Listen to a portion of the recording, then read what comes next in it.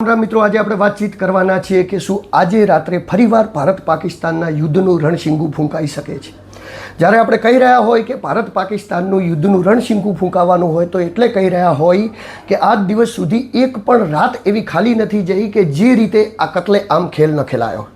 યુદ્ધ રોકેટો અને મશીનો દ્વારા હવામાં ચાલી રહ્યું છે, પરંતુ સતત 3 નાઇટોથી યુદ્ધ ચાલી રહ્યું છે, એટલે શંકા જાય છે કે આજની રાતે શું થવાની શક્યતાઓ રહેલી છે.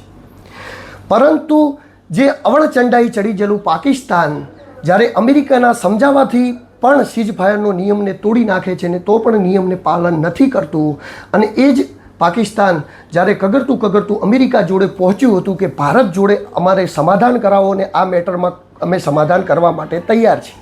લગભગ 3 દિવસથી પાકિસ્તાનનું વિદેશ મંત્રાલય એ અમેરિકાનો કોન્ટેક્ટ કરવાનો ટ્રાય કરતું હતું, ને જ્યારે ડોનાલ્ડ ટ્રમ્પ જોડે એમનો કોન્ટેક્ટ થઈ ગયો ત્યારે એમને મોદીને સુલે માટે કહ્યું અને નરેન્દ્ર મોદી એ સુલે માટે કરીને માની ગયા. તો બંને જગ્યાએથી ઔપચારિક તौर પર એવી જાહેરાત થઈ કે હવે બંને દેશોમાં સીઝફાયર લાગી ગયું છે. પરંતુ સીઝફાયર લાગ્યું છે એ ઓન પેપર નહોતું લાગ્યું. કોઈ પણ સીઝફાયર લગાવવાનું હોય ત્યારે જ લાગી શકે જ્યારે એના પેપર ઉપર કરાર થાય. કરારની મિટિંગ થવાની હતી 12 તારીખે, અને એ જ પહેલાં સીઝફાયરનું જે લગાવી દેવામાં આવ્યું એનાથી એવી ઔપચારિક માની લેવામાં આવ્યું કે હવે ભારત પાકિસ્તાન આ વસ્તુમાં યુદ્ધ નહીં કરે.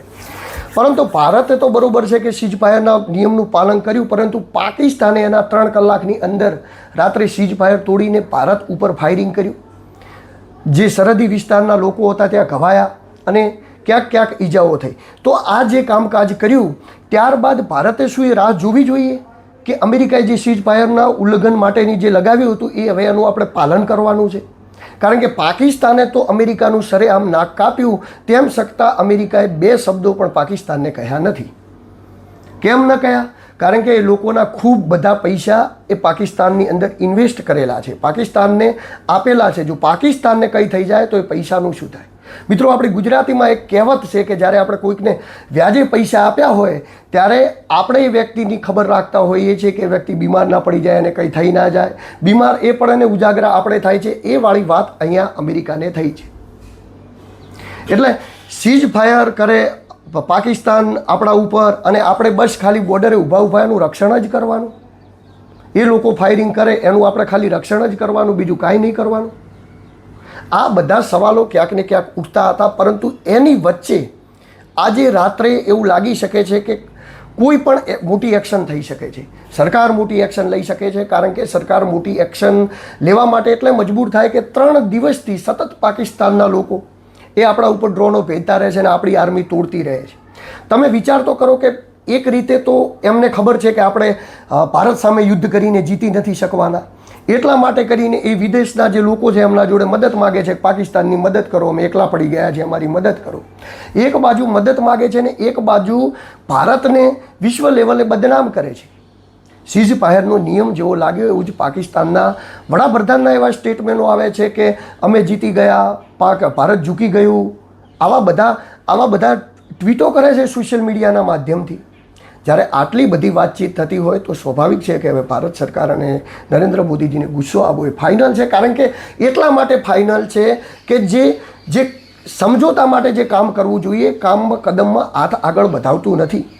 કારણ કે એમનો પ્રશ્ન એ થઈ ગયો છે કે જ્યારે 26 મિસાઇલો એ પાકિસ્તાનમાં દાગવામાં આવીને 9 આતંકવાદી ઠેકાણાઓ તોડી પાડવામાં આવ્યા, પરંતુ તેમ છતાં એમની સેના કે એમના લોકો એ વસ્તુને રોકી ન શક્યા. અને ભારતની રક્ષણ સિસ્ટમ એટલી મજબૂત છે કે જેટલા બોર્ડર ઉપર ડ્રોનો આવી રહ્યા છે એ બધાનું એક પણ ડ્રોન હજી ભારતની અંદર ઘૂસ્યું નથી. જેટલા આવ્યા એટલા બધા જ ડ્રોનોને તોડી પાડવામાં આવ્યા છે. તો ભારતની જે મિસાઇલગીરી મજબૂત છે, ભારતના જે હથિયારો મજબૂત છે, એ જોતાં સીધી લાઇનમાં તો પાકિસ્તાને આપણો મુકાબલો કરી શકે એમ નથી. એટલે એને અવળચંડાઈ આદરવાની ચાલુ કરી છે, અને અવળચંડાઈ એવી આદરવાની ચાલુ કરી છે અમેરિકાને જઈને કગરવાનું. અમેરિકા ના પાડે તો ભારત ઉપર સીઝફાયર તોડવાનું, ને સીઝફાયર તોડવાનું જ્યારે પૂછવામાં આવે ત્યારે એવું કહેવાનું કે ભારતે સીઝફાયર તોડ્યું હતું ત્યારે અમે સીઝફાયર તોડ્યું. આ બધી ગતિવિધિઓ હવે એની ચાલુ થઈ ગઈ છે, ને જેના ઉપરથી એવું સ્પષ્ટ લાગી રહ્યું છે કે લાતો કે ભૂત બાતો સે નહીં માનતે. જે લાતથી માનવાવાળા માણસો હોય ક્યારે વાતોથી માને નહીં, કારણ કે કેટલા બધા પ્રયત્નો કરવામાં આવ્યા, અમેરિકા થ્રુ પ્રયત્નો કરવામાં આવ્યા, બીજા પ્રયત્નો, તેમ છતાં પણ પાકિસ્તાન એ અવળચંડાઈ મૂકતું નથી. તો પછી અવળચંડાઈ નથી મૂકતું, એ અવળચંડાઈ કરે છે, વારંવાર કરે છે, તો એ એવું સાબિત કરવા માગે છે કે આવો અમારે યુદ્ધ કરવું છે.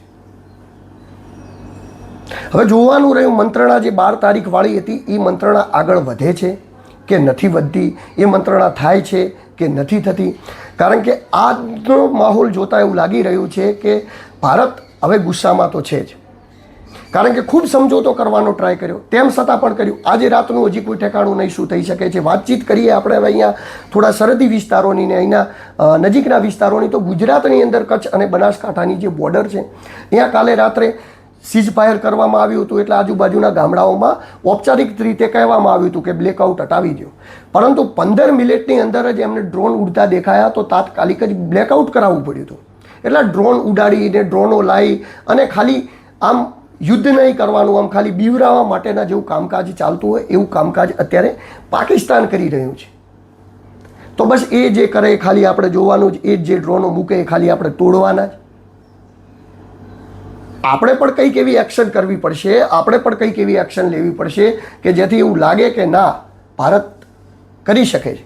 એક એક્શન તો લઈ લીધી, ત્યારે જ તો પાકિસ્તાન બોખલાયું છે.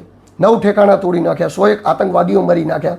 પરંતુ આ બધાની અંદર ક્યાંક હજી સવાલો છે. સવાલો એ છે કે જે આતંકવાદીઓ માર્યા એ કદાચ આવનારા સમયની અંદર આપણા ઉપર કોઈ એવું પ્લાનિંગ કરો તો બરાબર છે, આતંકવાદીઓને માર્યા છે તો બરાબર, પણ જે મેન ગુનેગાર છે આપણા 4 જેમને પહેલગામના હુમલા પછી ગુમ થઈ ગયા, જેમના સ્કેચ જાહેર કરવામાં આવ્યા, એ લોકોને પકડીને સજા કરવાની જરૂર નથી લાગતી. તો જ એક દાખલો બેસી શકશે કે ભારતની સામે પડવું એ કેટલું મુશ્કેલ છે.